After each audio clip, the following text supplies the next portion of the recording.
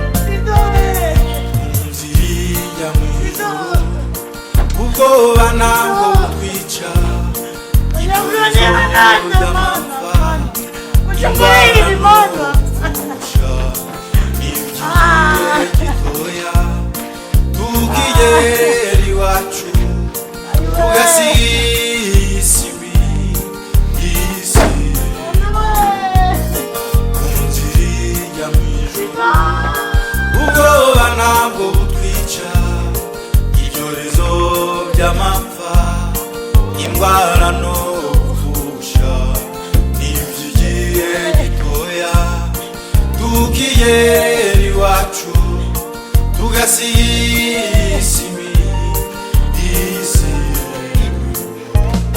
ndabwisi urabeho wasiwe imiho umubiri wa satani ndabwire indatashye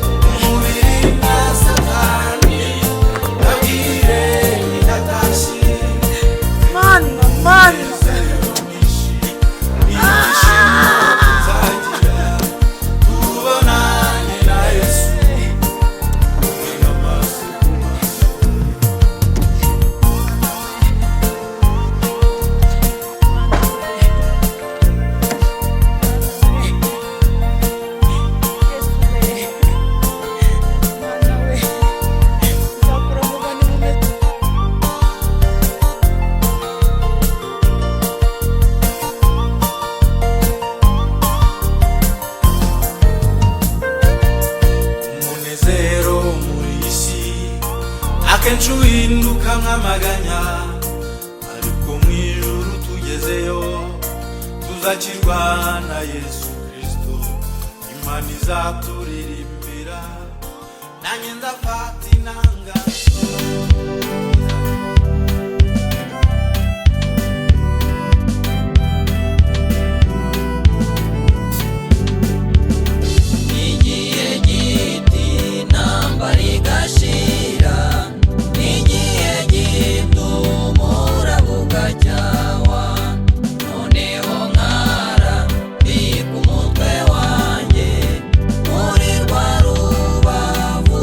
Yesu munda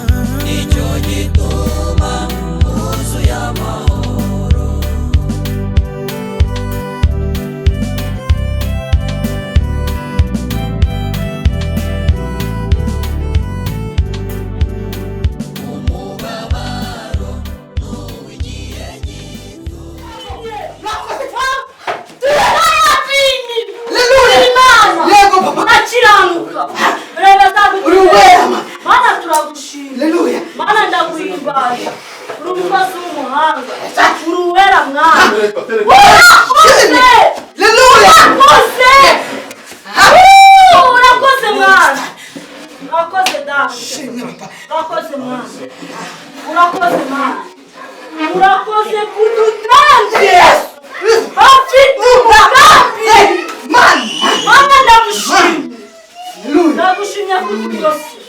ndagushimye kugose amen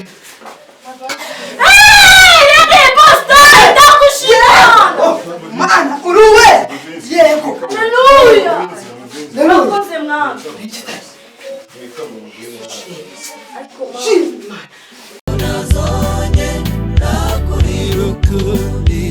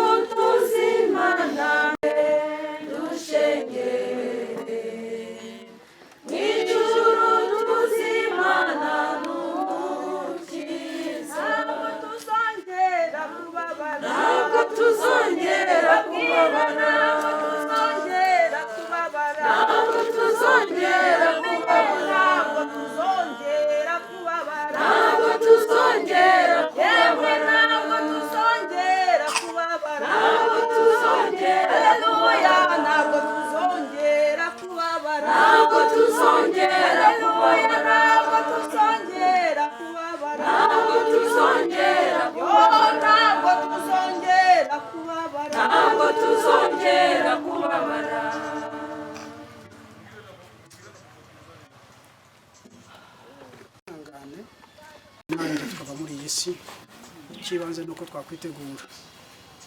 imyaka mikeya ukurikije niyo ufite ushatse wabibara nubwo udafite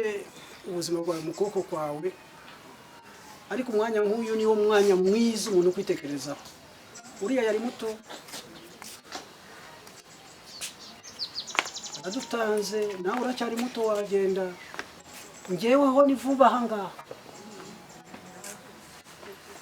nawe dutera ubwoba bw'ikibanze no kwitegura dusenga Imana imvura yaguye witwa Imana izuba ryacanye witwa Imana nta wundi witwa Imana atari wowe ibindi byo nibigirwamana iyo bisengwa ntibyumva bigira amaguru ntaho bijya bigira amatwi ntabwo byumva we uri mu ijuru uraganje witwa Uwiteka witwa Nyiribihe uri hose ushobora byose biboneka n'ibitaboneka n'imirimo y'intoki zawe waravuze muri gahunda yawe ngo nibuke buracya uravuga ngo nibwire burira imisozi miremire amataba ndo wabiremye inyamaswa inyoni mu kirere ibikururuka mafi mu nyanja niwe wabiremye kandi gukomera kwawe wabiremesheje ijambo waravugaga byose bikabaho natwe turi imirimo y'intoki zawe mwanditsi yaravuze aravuga ngo wampamagara nakwitaba nta numwe watera umugere intego no kugira ngo urebe imirimo y'intoki zawe aba bose barahangaha Mana yo mu ijuru reka uyu mwanya utubere umwanya wo kwitekerezaho kuko nyuma y'ubuzima dufite hano mu isi hari ubundi kandi ubwo n'ubwiteka ubwo ngubwo tubutegurira muri uyu mubiri ubwo ngubwo tubutegurira muri iyi si niyo mpamvu nsengeye buri wese urahangaha kugira ngo afate umwanya wo gutegura ubuzima bwiwe bw'ejo kuko icyangombwa nuko twumva kandi twarumvise ijwi ryawe twararyumvise ubutumwa bwiza twarabwumvise ku maradiyo bwaravuzwe mu nsengero n'amatorero byaravuzwe ubundi kandi Imana yo mu ijuru n'uruhare rwa buri wese kwitekerezaho Imana igira neza reka nsengere uyu muryango wasizwe n'umwana barataka. Mana igira neza, ibintu byinshi ntibyaduhesha ubugingo, imiryango ikomeye ntiyaduha ubugingo, ibyubahiro ntibyaduha ubugingo. Ubugingo tububonera muri Kristo Yesu, uwasize ijuru n'icyubahiro, wavuye mu ijuru mu bumana bwiwe aririmbirwa n'abamarayika, akaza mu isi kudushaka, atubonye arishima. Uyu muryango ukomeze, uhumurize, bunamura ibyiringiro, bamenye Imana kurushaho, bakwiringire, nta n'umwe wakwiringiye ngo akorwe n'isoni. Imana igira neza, reka tukwereke gahunda zose ziri imbere yacu, uzijyemo. Nitwasoza ntitukurire ishimwe, buri wese urahangaho umugisha. Umugisha utanga ntukurikiza umubabaro ukundi, kirenge kimwe uragihembera. Batanze umwanya wabo, ubaha umugisha. Wumvise gusenga kwacu, ukoze ibirenze ibyo tuvuze ko kuri Imana, mu izina ryera rya Yesu. ubwo turinjira gutya, duce gutya, dusohoke nabyo turabereka. Nihe abizera bazajya kuba muri isi naho tuzakirira, ahantu hatagerwa n'umubisha, ibibi n'ahantu twabihungira. Aho naho ku isi naho, ku ijuru ni iwabo w'abizera.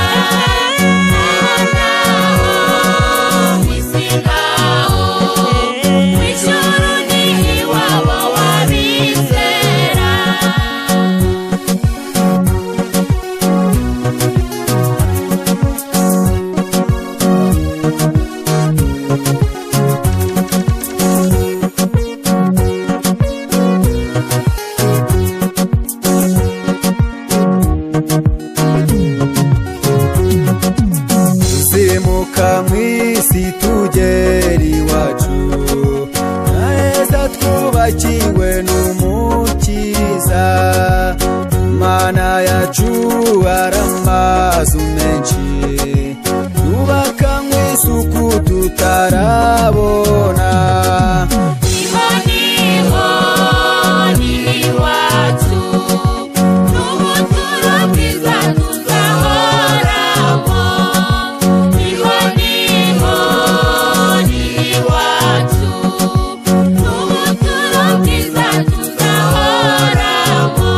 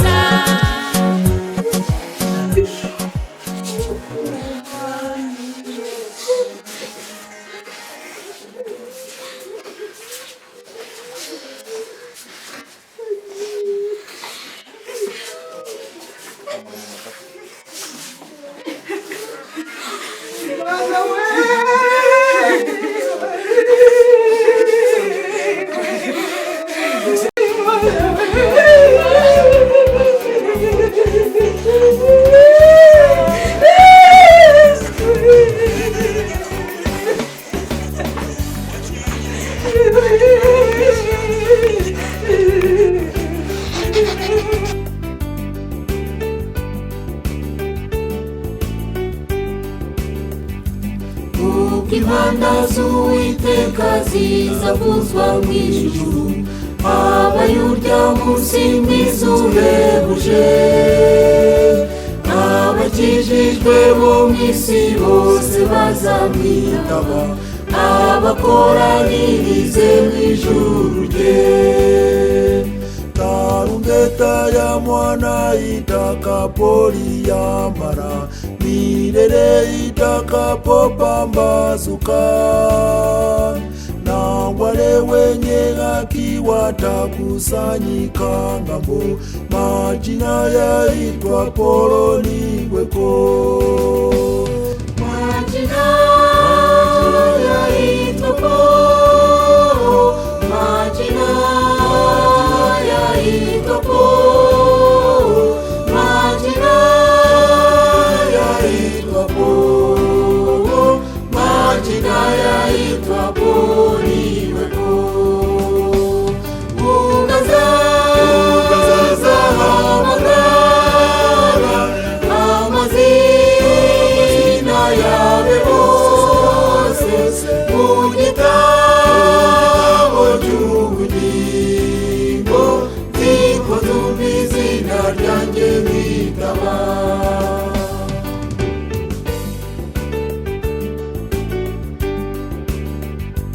Uwo munsi hazazurwa abapfiriye muri we,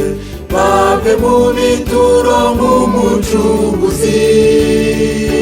bazahurira mu ijuru n'abazaba bariyo, nzaba mpari nanjye sinzaburayo.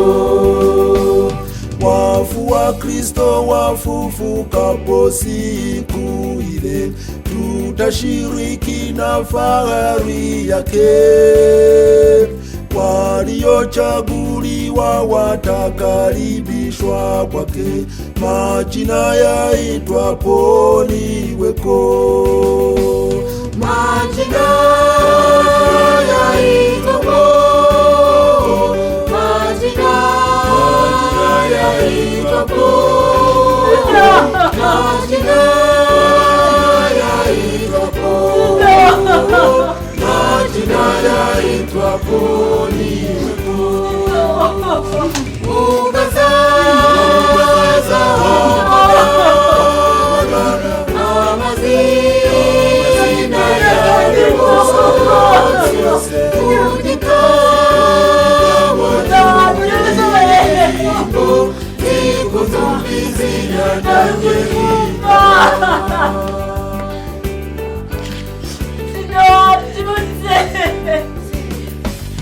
Yesu databuja nzamukorera ndacogora, Yesu ubuntu n'urukundo afitiye, maze imirimo yo mwiza ajyama irangiza, maze ampamagara ngeze mu ijuru. Nitendeka zikwa Yesu kutwa kwake, utangaze kote pendo lake kuu, nayo kazi itakapotimia hapa nchini, majina yaitwapo niweko. Majina yaitwapo, majina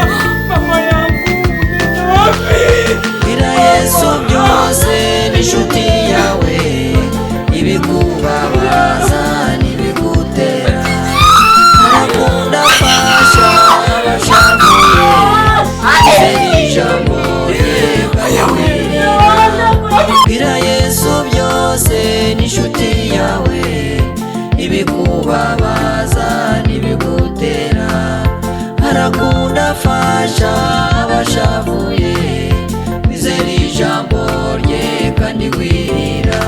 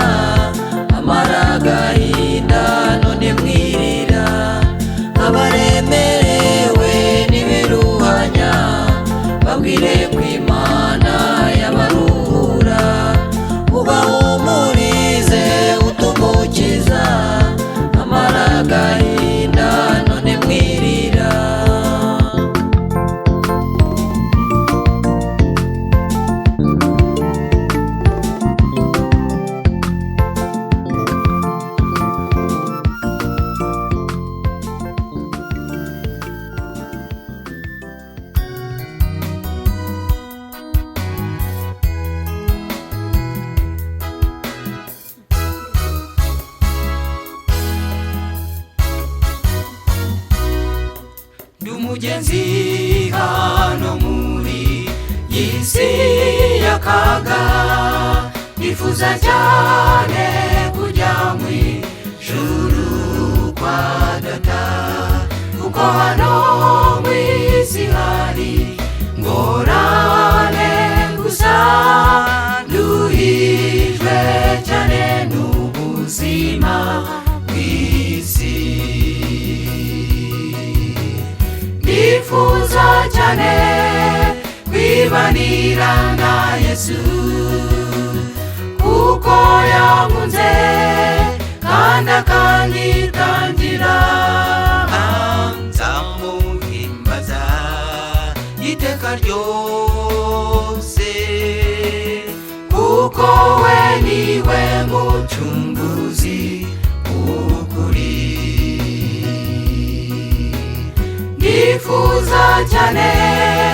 kwibanira na Yesu mwami wanjye kuko yankunze kandi akanyitangira nzamuhimbaza iteka ryose ukomeze ufate mu mugongo muryango ukomeze ubwirire neza warirahiye uri se w'imfubyi twabonye uzigaburira turabizi zarakuze ni bazima umugabo w'umupfakazi warabatunze twarabibonye y'umuryango wicare ku ntebe y'icyubahiro utegeke utanga icyerekezo mubesheho waravuze ngo n'inyoni zitabiba ntizigire n'aho zibiba ngo zisarure uburabyo urabwambika twebweho turi abana bawe twitayeho ndagushimire neza buri wese mushiki wacu tumushyingure neza turagushimire numvise urakoze mu izina ryawe rya Yesu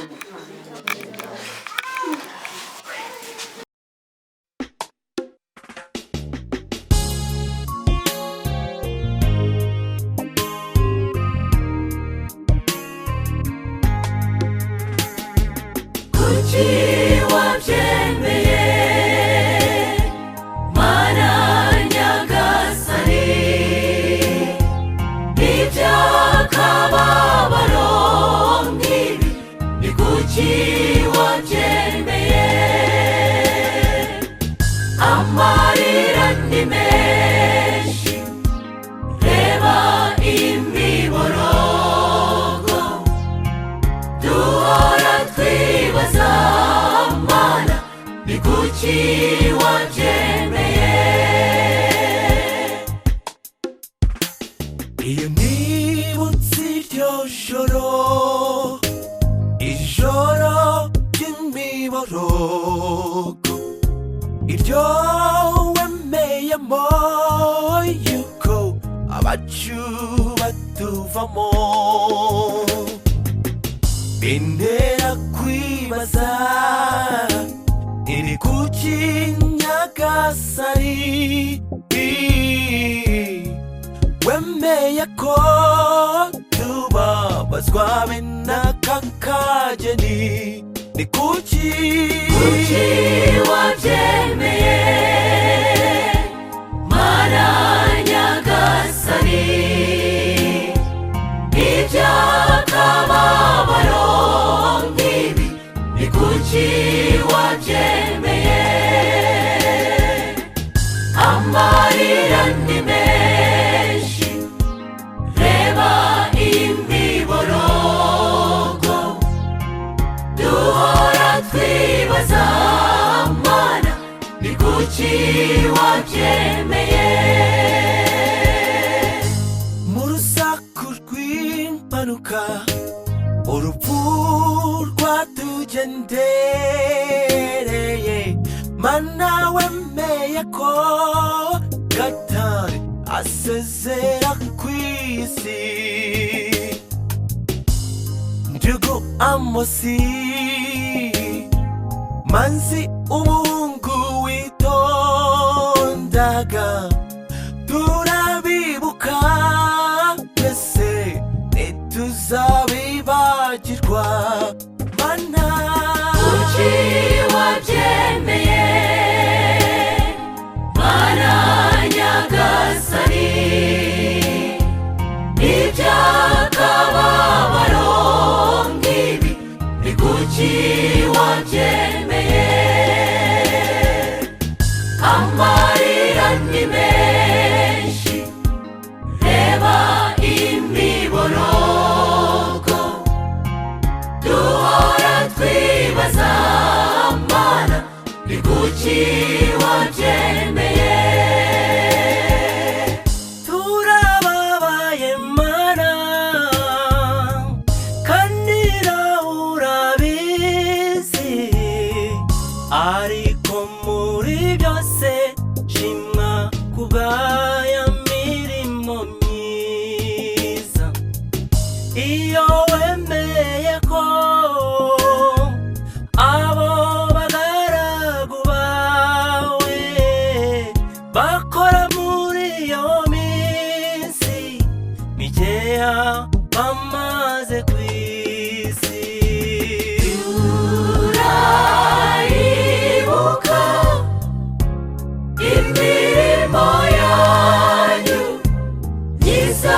itagereranywa mwakoze mukiriho turabibuka ukuntu twabanye neza igihe mwahoze iwacu ntituzabibagirwa turayibuka imirimo yanyu myiza itagereranywa mwakoze mukiriho ariko abapfu bo ntacyo bazi kubera aho agiye ni akazi kariyo ntacyo nazakora ariko ubu ngubu byose byarangiye natwe tugomba kwitekerezaho dutegure natwe iminsi yacu dusigaranye hano kuri iyi si turasaba umuvandimwe hano umuvolontere umwe ashobore kudushyira mu masengesho mbere yuko dutangira imihango yacu no gushingura mushiki wacu mana nziza mana ikomeye mana rubasha turagushimye kuri umukozi w'umuhanga turagushimye kuri imana ishoboye byose turagushimye kuko uri imana idakangwa na biracitse turagushimye kuko iba kuba byose uba wabimenye mana uhabwe icyubahiro kuko ibyo wemeye Kristo ntabwo twabitangira mana ndagushimye kuko uri imana inesha kandi irwana ikigaragaza ndagushimye gitare cy'amahanga ndagushimye nyagora ku ngoma mamagaje imbaraga zaba arizo zururuka mamagaje uburinzi bwawe Kristo reka umucyo wawe wiyerekanira fasha imbaraga z'abazimu n'abasimukazi mu izina rya Yesu Kristo ndakubitira kure imyuka yose yakwiyoberanya mu izina rya Yesu mana dore ndasenga ndasenze mpagaze mu bubasha bwawe ndaguhamagaye Kristo ndaguhamagaye Jehova reka wurure kubane natwe reka uburinzi bwabwo bwiyerekana Mana ndabizi ntakigukanga kandi icyo wemeye Kristo ntabwo twagisubiza inyuma kandi utabyemeye ntacyaba ariko ndagushimye kuba wabyemeye Mana ndagushimye kuko tutakwigamba si imbaraga zacu ahubwo ni imbaraga zawe zabyemeye urakoze urakarama kuko ubishoboye ni mu izina rya Yesu reka rero uburinzi bwawe bugote hano hantu Mana reka uburinzi bwawe bugote imva reka umuriro wawe ugote Mana ndakwinginze reka abamarayika babizengurukire reka ingabo zo mu ijuru abarizo zimanuka Mana mpamagaje imbaraga z'Imana mpamagaje imbaraga zawe muri aya masako wemeye ko tugera hano muri aya masako wemeye ko sida tuvamo Mana ndabigushimiye kuko wabyemeye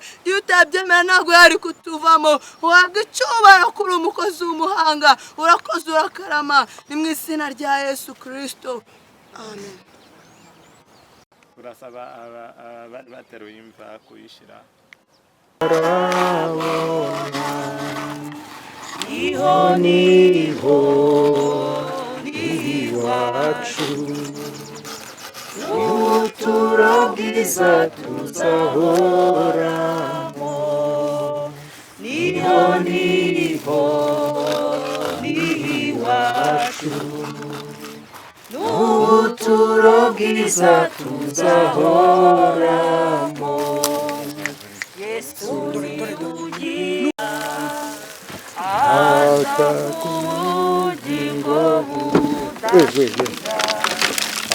nimumwizigira zabarengera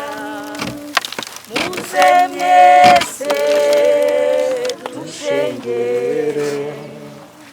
mw'ijuru tuzushengere mw'ijuru tuzimana n'umukiza ngo tugiye gutangira imihango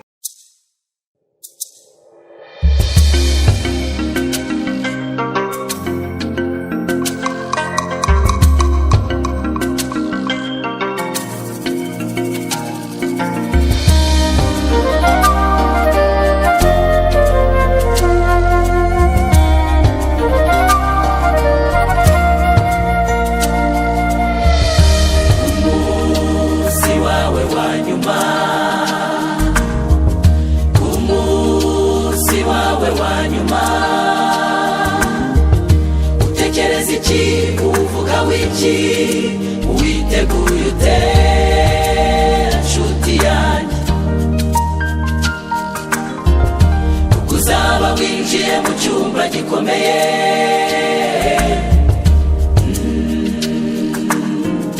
ubwo uzaba winjiye mu cyumba gikomeye cy'urupfu utekereza yuko uzaba uri he uri kumwe nande umuvandimwe atakwinjira baguherekeza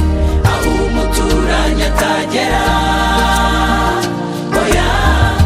uwo mwashakanye ntacyo yakora ngo mujyaneyo umunsi wawe wa nyuma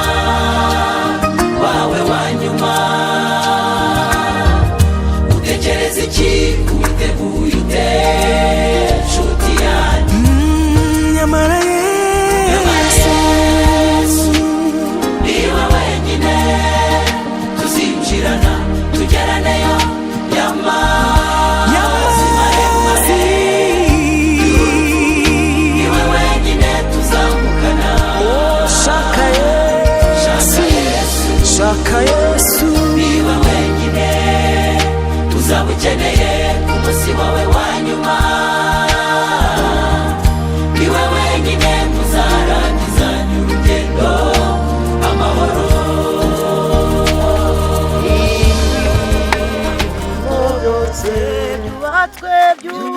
byubatswe n'izahabu zirabangira urwo rurembo urwo rurembo rwera ayiwe n'ibirimo byose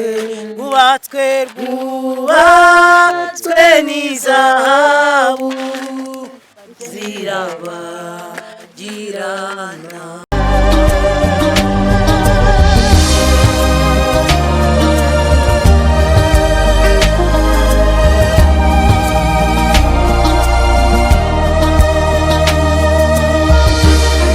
Akazi ntabwo kazahagarara uwagiye ubuzima buzakomeza nk'ibisanzwe nshuti yanjye we icyakora abakuzi bazakora ibishoboka baguherekeze igihe gitoya na za nshuti zawe magara mugendana ntizizakugezayo icyo gihe hazandikwa inzandiko nyinshi ubwayo mateka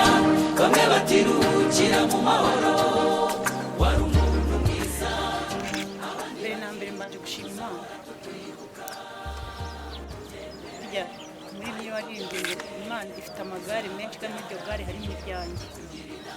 muri ayo magare ntabwo nzi ikizanjyana ubwo abakozi benshi ifite n'ibyo yakoresha byinshi harimo iryanjye ubwo na Sido nawe iri ni ryo gare kandi ikindi kintu nyamukuru nshimiye Imana ko umuntu wanjye abonye ijuru Mana ishimwe ko ibyo bintu bihagazeho. Haleluya Mana ishimwe. Sido ni umuntu wanjye ukurikira bwa kabiri. Sido mu muryango yari umwana mwiza usanzwe, umwana ufite ubwenge, umwana ugira ibitekerezo bireba kure, yanavuga ukumva ukagira ngo ni umuntu mukuru kandi ari umwana. Sido ni umuntu utaravugaga ibintu byinshi, umwana wacaga bugufi, wagiraga amagambo makeya.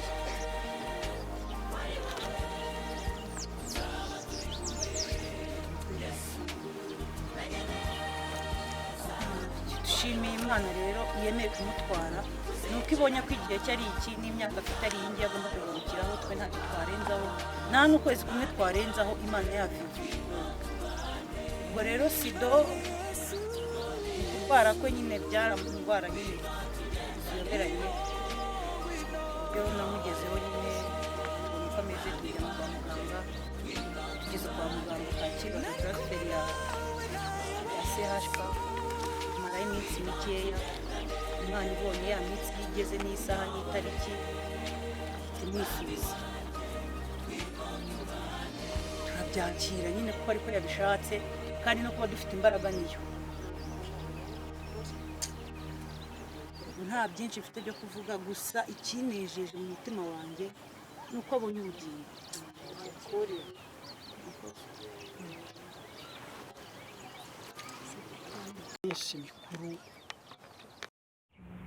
ntibivuze kuko mu Mana tuzabona amamodoka n'amazu n'ibiki. Mu Mana imodoka zirahari, ariko harimo no kugeragezwa, kandi muri uko kugeragezwa uri kumwe n'Imana, Imana iragufasha.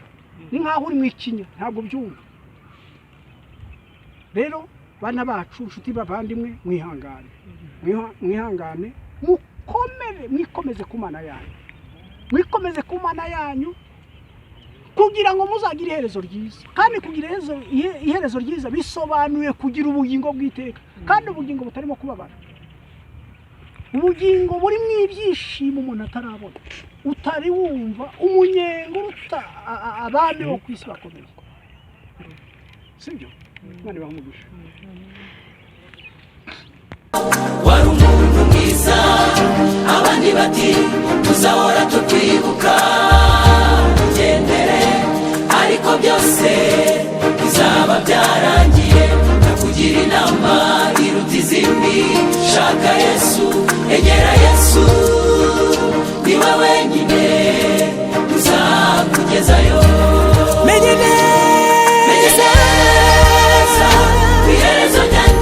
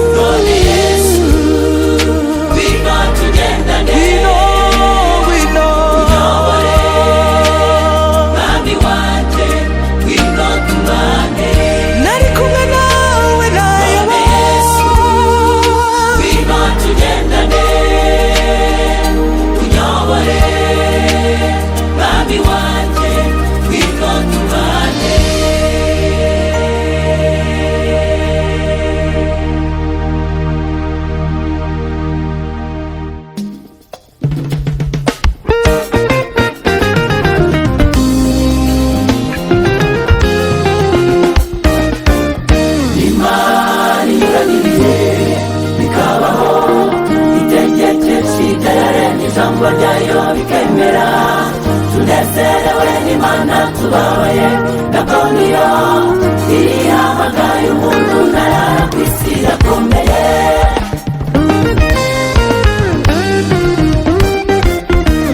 Turavuga ibinyakuri Imana